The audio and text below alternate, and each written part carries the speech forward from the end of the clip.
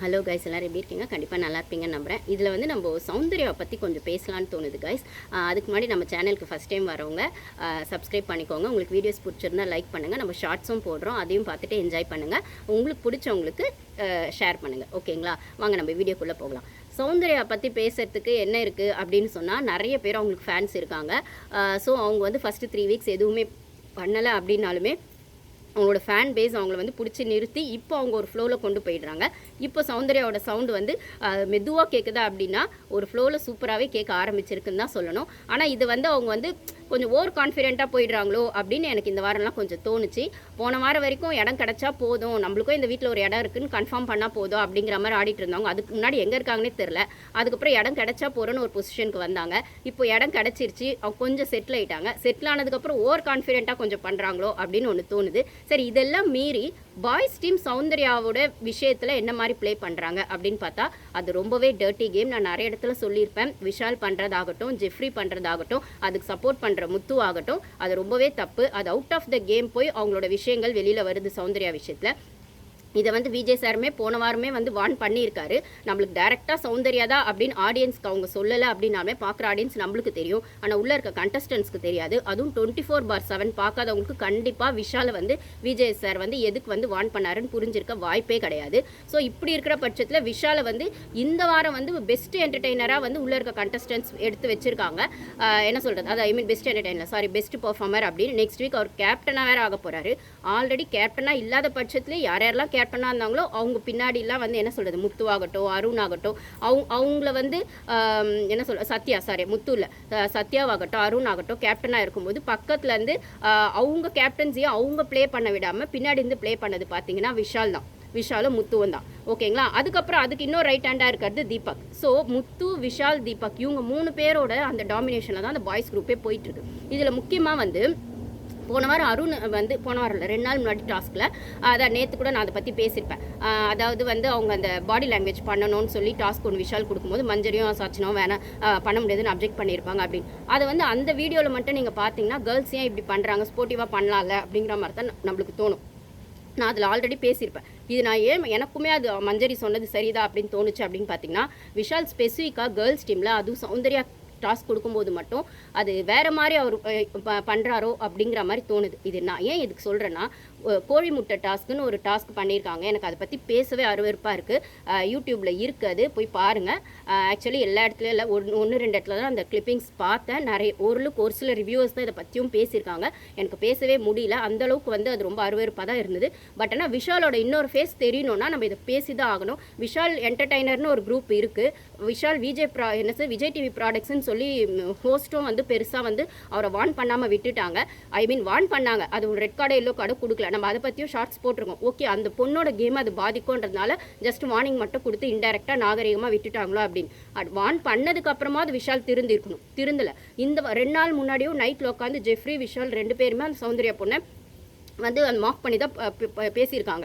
அது மட்டும் இல்லாமல் அவங்க அந்த ஒவ்வொரு பூக்களுமே பாட்டை வந்து எவ்வளோ ஃபீல் பண்ணி பாடினாங்க நம்மளால் பார்க்க முடிஞ்சுது. அவங்களுக்கான இன்ஃபீரியாரிட்டி காம்ப்ளெக்ஸில் வந்து அவங்க வெளியில் வந்து இப்போ தான் சொசைட்டி ஏதோ ஒரு கான்ஃபிடென்ஸில் ஃபேஸ் பண்ணுறாங்க அப்படின்னு அவங்க சொல்லும்போது அந்த இடத்துல வந்து ஆஸ் எ ஹியூமன் பீயிங்காக சப்போர்ட் பண்ணுமே தவிர அது அவங்களோட அந்த வாய்ஸில் பாடியிருக்காங்க. பாட்டு பாடுறதே வந்து ஒரு ஹெசிடேஷனாக யோசிக்கிறவங்க அந்த பாட்டை பாடியிருக்காங்க அப்படின்னும் போது ஒரு கான்ஃபிடென்ஸாக அவங்களுக்குள்ளே அவங்க பில்ட் பண்ணிருக்காங்க அப்படின்னும் போது அதை நம்ம என்கரேஜ் பண்ணுமே தவிர அதை வந்து பின்னாடி போய் உட்காந்து பேசி அந்த வாய்ஸை கிண்டல் பண்ணுறதுங்கிறது அது தப்பான விஷயம். அது வந்து ஜெஃப்ரி பண்ணார், அதை விஷால் தான் இனிஷியேட் பண்ணார். ஸோ நம்ம இதை பற்றி ஒரு ஷார்ட்ஸ் போட்டிருக்கோம். பார்க்காதவங்க இது போய் பாருங்கள். அந்த இடத்துல அன்ஷிதாவும் கேள்வி கேட்கலன்னா நம்ம கொஸ்டின் பண்ணியிருக்கோம். இதை சாச்சனா கேர்ள்ஸ் ரூம்லேருந்து எட்டி பார்க்குறாங்க நைட்டில் இவங்க பண்ண. ஏன்னா இவங்களுக்கு வந்து சௌந்தர்யாவே பிடிக்காது. அதனால் வந்து அவங்க பண்ணுறது உங்களுக்கு பிடிக்காதுங்கிறது வேறங்க. உங்களுக்கு பிடிக்காதுன்னா அந்த கிரட்ஜை நீங்கள் ஏதோ ஒரு டாஸ்க் விஷயத்தில் பர்சனல் அட்டாக்காக பண்ணலாம், செய்யலாம். ஆனால் அந்த பாடி லாங்குவேஜ், அந்த மார்க் பண்ணுறது இதெல்லாம் எப்படிங்க, அந்த ஒரு கேரக்டர் அசாசினேட் பண்ணுற உரிமை உங்களுக்கு யாருங்க கொடுத்தாங்க? சரி, ஓகே, நீங்கள் பின்னாடி பேசுகிறீங்க, இதெல்லாம் பண்ணுறீங்க, விஜய் சார் வார்ன் பண்ணிட்டார், அதோடு விட்டுருக்கணும். டாஸ்க்குன்ற பேரில் என்ன பண்ணாங்கன்னா, சௌந்தர்யாவுக்கு டாஸ்க் கொடுக்குற பட்சத்தில் அந்த கிச்சன்லேருந்து அது எந்த டைம்லன்னு தெரியல. ஆனால் போன வாரத்தில் அந்த இடத்துல முத்துவும் இருக்கார், விஷாலும் இருக்காங்க, பக்கத்தில் மஞ்சரி உட்காந்துருந்தேன். இது நான் எதுக்கு ஸ்பெசிஃபிக்காக சொல்கிறேன்னா, மஞ்சரி நேற்றுக்கான டாஸ்கில் அப்ஜெக்ட் பண்ணதுக்கு இதுவும் ஒரு ரீசனாக இருக்குமோ அப்படிங்கிறது தான். ஏன்னா அன்றைக்கி சௌந்தர்யா டாஸ்க் கொடுக்குறது பார்த்தீங்கன்னா கோழி முட்டை போடுற மாதிரி டாஸ்க் கொடுக்குறாங்க. அந்த முட்டையை வந்து விஷால் வந்து எடுத்து வைப்பாரா, அதுக்கப்புறம் ஒரு இடத்துல அந்த முட்டை உடஞ்சிரும் அப்படிங்கிற மாதிரி அந்த பாடி லாங்குவேஜ் மொத்தமே அந்த டாஸ்க்கு பார்க்கவே ஒரு மாதிரி அருவருப்பாக இருந்ததுங்க. ஒரு என்ன சொல்கிறது, ரொம்பவே வந்து அநாகரிகமான ஒரு டாஸ்க்காக தான் அது தெரிஞ்சுது. அதை வந்து இது வந்து ஃபேட்மேன் சார் அவர் வந்து ட்விட்டரில் கொஞ்சம் அந்த மாதிரிலாம் கொஞ்சம் பேசிகிட்டு இருக்காரு. அவர் லீகலாக வந்து அவர் ரிவ்யூ பண்ணலை. பட் ஆனால் அந்த கொஸ்டின்ஸ்க்கு ஆன்சர் பண்ணுறது அப்படின்ற மாதிரி ஒரு ப்ரோக்ராம்லையுமே நான் பார்த்தேன். அப்பயுமே ஆடியன்ஸ் ஒரு சிலர் இதை எடுத்து வைக்கிறாங்க. ஆனால் ரிவ்யூவர்ஸ் நிறைய பேர் இதை பற்றி பேசவே இல்லை. ஒருத்தர் 2 பேர் தான் பேசியிருக்காங்க. விஷால் சூப்பர்னு சொல்கிறவங்க. நான் அந்த விஷால் ஃபேன்ஸ்க்குலாம் ஒன்று தான் கேட்குறேன். உங்கள் வீட்லேயும் அக்கா தங்கச்சிங்க இருக்கிறாங்க அப்படின்ற பட்சத்தில் லேடிஸை ரெஸ்பெக்ட் பண்ணுறீங்க அப்படின்னும் போது ஒரு பப்ளிக் ஷோவில் ஒரு டாஸ்க்குன்ற பேரில் ஒருத்தங்களை வந்து நீங்கள் வந்து இப்படி பண்ணலாமா, அது வெளில எப்படி ப்ரொஜெக்ட் ஆகும், அந்த பொண்ணு பேர் எப்படி நீங்கள் மார்க் பண்ணுறதும் தப்பு, இப்போ டாஸ்க்குன்ற பேரில் இப்படி பண்ணுறதும் தப்பு.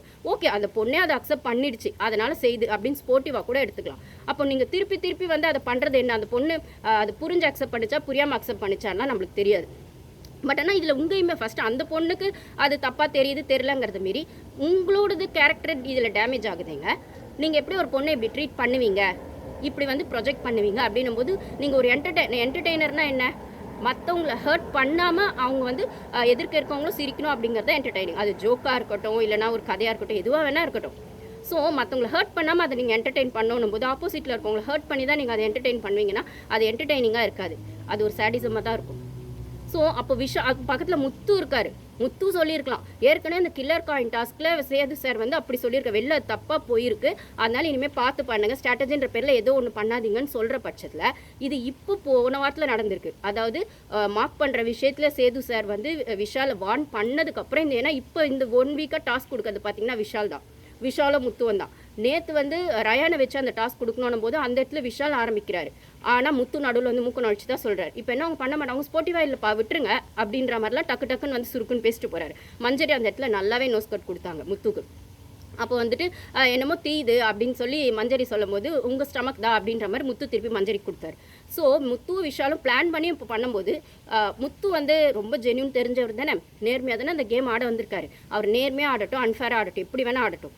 ஆனால் ஒரு விமனுக்கு கொடுக்க வேண்டிய ரெஸ்பெக்டை நீங்கள் டாஸ்க்லையும் கொடுத்தே ஆகணுன்றது என்னோட ஒப்பீனியன். ஸோ நீங்கள் அதை பண்ணலை அப்படின்னும் போது அந்த இடத்துல நீங்கள் நல்ல ஹியூமன் பீங்காக எனக்கு தெரியல. நீங்கள் கேமில் செம்ம ப்ரில்லியண்ட்டாக இருக்கலாம், இன்டெலிஜென்ட்டாக இருக்கலாம், என்னவா வேணால் இருக்கலாம். பட் ஆனால் விஷால் இப்படி பண்ணுறாரு, வேணாம் விஷால் தப்பாக ப்ராஜெக்ட் ஆகும், நம்ம வேறு ஏதாவது கொடுக்கலான்னு அப்படின்னு இல்லாமல் சிரிச்சுட்டு தாங்க அவர் பக்கத்தில் நிற்கிறாரு. அந்த சௌந்தர்யா பொண்ணு வந்து தெரிஞ்சு சொல்லுதா தெரியாமல் பண்ணுதான்னு புரியல. ஜஸ்ட் லைக் தட் பண்ணிதான் பக்கத்தில் மஞ்சரி இருக்காங்க, அவங்களாம் சொல்லியிருக்கலாம். பட் ஆனால் இந்த டிவி ஷோவை பொறுத்த வரைக்கும் என்னென்னா ஒரு சிலர் வந்து அவங்களுக்காக ஸ்ட்ராங்காக வாய்ஸ் அவுட் பண்ணுவாங்க, ஒரு சிலர் மற்றவங்களுக்கு நடந்தால் நம்ம வேடிக்கை பார்க்கலாம், நம்மளுக்கு என்னென்னு இருப்பாங்க. ஏன்னா அது வெளில தப்பாக ப்ரொஜெக்ட் ஆகிடுச்சுன்னா நம்ம பேர் ரிப்பேர் ஆகிடும் அப்படிங்கிற பயத்துலேயே இருப்பாங்க. மேபி மஞ்சரி அந்த இடத்துல எனக்கு சொல்லியிருக்கலான்னு தோணுச்சு. மஞ்சரி எப்படி நான் அன்ஷிதாவை சொன்னோன்னா அதே மாதிரி தான் மஞ்சரியும் சொல்லுவேன்.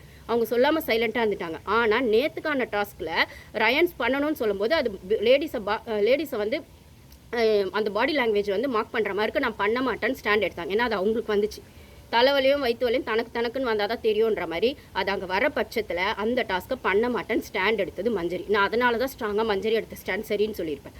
ஆனந்தி வந்து இந்த கோழி முட்டை டாஸ்க் அதில் சௌந்தர்யா பண்ணும்போது அங்கே இருந்தாங்களான்னு எனக்கு தெரியாது. பட் ஆனால் மஞ்சரி இருந்தாங்க, முத்து இருந்தார், விஷால் தான் பண்ண வச்சார், வேற யாரும் ரஞ்சித் யாரோ கூட பக்கத்தில் இருந்தாங்க. ராணுவும் ரயனும் உள்ளேருந்து வெளில அப்படி போயிட்டு இருக்காங்க. எனக்கு தெரிஞ்சு அது ரயன் தான் நினைக்கிறேன், ராணுவ கூட இல்லை.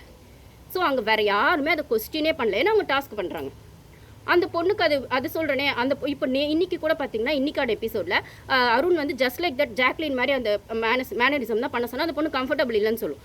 இதை கம்ஃபர்டபுள் இல்லைன்னு சொல்கிற பொண்ணு அன்றைக்கி எப்படி அதை கம்ஃபர்டபுளாக பண்ணுச்சுன்னு எனக்கு தெரியல. அந்த பொண்ணுக்கு மேபி நான் எப்படி யோசிக்கிறேன்னா, ஃபிசிக்கலாக ஏதாவது டாஸ்க் அந்த இடுப்பில் கை வைக்கிறது கூட மஞ்சரி அப்ஜெக்ட் பண்ணுவாங்க, ஜாக்லினும் சௌந்தர்யாவும் ஓகே சொல்கிறாங்க. பட் ஆனால் எனக்கு பொறுத்த வரைக்கும் சௌந்தர்யம் எப்படின்னு நான் யோசிக்கிறேன் அப்படின்னா, அவங்களுக்கு வந்து பேசுறது கஷ்டமாக இருக்குது. அது பாடுறதாகட்டும், இல்லைனா ஒருத்தங்க டிஸ்கஷனில் போயிட்டு எனக்கு வேணும்னு கேட்குறதாகட்டும், இல்லைனா ஒரு நாமினேஷன் ப்ராசஸில் அந்த டீட்டெயில்ஸ் சொல்கிறதாகட்டும். ஸோ ஸ்பீச் வைஸ் அவங்களுக்கு கொஞ்சம் வந்து அது வந்து கம்ஃபர்டபுளாக இல்லைங்கும் போது டாஸ்க்குன்னு வரும்போது நான் என்ன சொல்கிறது, ஃபிசிக்கலாக எதையாச்சும் பண்ணிடுறேன், அது ஜஸ்ட்டு நிற்கிறதா இருக்கட்டும், எது கொடுக்குறீங்க அதெல்லாம் பண்ணிடுறேன். ஆனால் அங்கே நான் பேசணும் செய்யணும். இப்போ இன்னும் கூட பார்த்தீங்கன்னா ஜாக்லின் மாதிரி மேனரிசம் பேசணும்னு சொல்லும்போது என்னால் இவ்வளோலாம் மனப்பாடம் பண்ணிலாம் பேச முடியாது அப்படின்னு சொல்லுவாங்க. ஸோ அந்த பொண்ணுக்கு வந்து அது கம்ஃபர்டபுளாக இருக்குது இல்லைங்கிறத வச்சு தான் அந்த டாஸ்க்கை டிசைட் பண்ணுது. அப்படிங்கும்போது அதை இவங்க யூஸ் பண்ணிக்கிறாங்களோ, அப்போ வந்து அதனால தான் அவர் நேற்று கூட விஷால் என்ன சொல்வார்னா, கேர்ள்ஸ் எல்லாரும் பண்ணணும்னா அவங்க சௌந்தர்யம் தானே வருவாங்க. இப்போ 4 கேர்ள்ஸ் அதில் மாட்டான்னு சொன்னாங்க.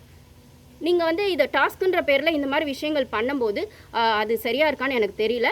ஸோ விஷால் ஃபேன்ஸாக இருந்தாலும் சரி, நீங்கள் முத்து ஃபேன்ஸாக இருந்தாலும் சரி, சௌந்தர்யா ஃபேன்ஸாக இருந்தாலும் சரி, நீங்கள் வந்து இது அவுட் ஆஃப் த கேம் போய் கொஞ்சம் ஹியூமன் பீயிங்கோட இதை யோசிச்சு இது சரிதானா, டாஸ்க்குன்ற பேரில் ஒரு பப்ளிக் ஷோவில் இப்படி பண்ணுறது சரிதானா, அந்த பொண்ணே பண்ணுறேன்னு சொன்னாலும் அது கொடுக்குற இடத்துல இருக்கிற நீங்கள் இதை கொடுக்கணுமா வேணாமான்னு யோசிக்க மாட்டிங்களா அப்படிங்கிறது என்னோட ஒப்பீனியன் கைஸ். இது வந்து உங்களுக்கு எப்படி தோணுதுன்னு கமெண்ட்ஸில் ஷேர் பண்ணுங்கள். பட் ஆனால் எனக்கு இது சரின்னு படலை. அவர் வந்து கண்டஸ்டன்ஸ்க்கு உள்ளே இருக்கவங்களுக்கு புரியல, ஆனால் வெளில இருக்க ஆடியன்ஸ் நம்மளுமே இதை என்கரேஜ் பண்ணுறது சரியான்னு எனக்கு தெரியல. அதாவது நான் வந்து விஷால் பண்ணுறதுலாம் என்கரேஜ் பண்ணவே இல்லை. கண்டிப்பாக அதுக்கு சப்போர்ட் பண்ணுற முத்துவை நான் கேள்வி தான் கேட்கணும்னு சொல்கிறேன். நேற்று அன்ஷிதாவும் அங்கேருந்து கேள்வி கேட்கவே ஏன் கேள்வி கேட்கலன்னு தான் சொல்கிறேன். சாச்சனாவும் இதை பண்ணுறாங்க. அப்படி இருக்கிற பட்சத்தில் கொஞ்சமாவது யோசிச்சுட்டு நம்ம ஓட்டிங் பண்ணுறதோ இல்லை இந்த ஒரு ஷோ பப்ளிக் ஷோவாகவே இருக்கட்டும், இருந்தாலும் நம்மளுக்குள்ள ஒரு ஹியூமனிட்டி இருக்குல்ல, அதை வந்து நம்ம கொஞ்சம் யோசிச்சு பார்க்கணும் அப்படிங்கிற மாதிரி எனக்கு தோணுது. ஸோ உங்களோட ஒப்பீனியன்ஸை ஷேர் பண்ணுங்கள் கைஸ். தேங்க்யூ. அதுக்கப்புறம் பார்த்தீங்கன்னா இந்த மாதிரி இந்த கோழி முட்டை டாஸ்க் பண்ணும்போது ஒரு பப்ளிக் ஆடியன்ஸ் ஒருத்தர் சொல்கிறாரு, இந்த ஷோ 1 hour என்ன சொல்கிறது 1 hourல காட்டலை, 24/7 தான் காட்டுறாங்க. அப்போ பார்க்கும்போது ஒரு ஃபேமிலியோடு உட்காந்து பார்த்ததா சொல்கிறாரு. சின்ன சின்ன பசங்கள்லாம் பார்க்குறாங்க. அப்படிங்கும்போது நீங்கள் வந்து இதை வந்து என்ன சொல்கிறது, நான் ஃபேமிலியோடு பார்த்துட்டு இருந்தேன் சார் அந்த டாஸ்க்கு, அது ஒரு மாதிரி இருந்தது அருவருப்பா, டக்குன்னு டிவி ஆஃப் பண்ணிடணும் போல தோணுச்சு அப்படின்ற லெவலில் நீங்கள் அருவருக்கிற மாதிரி ஒரு டாஸ்க்கை கொடுக்குறீங்க. ஓகே, இது அடல்ட் ஷோனே கூட வச்சுக்கலாம். ஓகேங்களா, ஒரு சில இடத்துல வந்து 24/7 அடல்ட் ஜோக்கு காமெடி எல்லாமே பண்ணுறாங்க. இருந்தாலும் குறைஞ்சபட்ச ஒரு ரெஸ்பெக்ட் இருக்கணும்ல. என்ன சொல்கிறது, மென் வெர்சஸ் விமன் இந்த சீசன் போகிற பட்சத்தில் அதில் குறைஞ்சபட்ச ரெஸ்பெக்ட் இருக்கணும்ல. நீங்கள் டாஸ்க் கொடுக்குற பட்சத்தில் அது செய்கிற அவங்களுக்கும் சரி, பார்க்குற நம்மளுக்கும் சரி, அருவருப்பு இல்லாத வகையில் அது இருக்கணும். கொஞ்சம் டீசெண்டாக இருக்கணும். ஹாஷாக இருந்தால் கூட ஹாஷாக இருக்குது பண்ண முடியலன்னு சொல்கிறது வேறு. ஆனால் பாடி லாங்குவேஜ்னு வரும்போது நீங்கள் என்ன கொஞ்சம் கான்ஷியஸாக அதை யோசிக்க வேணாமா? வெறும் என்டர்டெய்னருங்கிற பேரில் நீங்கள் என்ன வேணால் பண்ணுவீங்களா? இல்லை விஜய் டிவி ப்ராடக்ட்னா என்ன வேணால் பண்ணுவீங்களா? அப்படிங்கிறது தான் என்னோட கொஸ்டினாக இருக்குது. Thank you guys.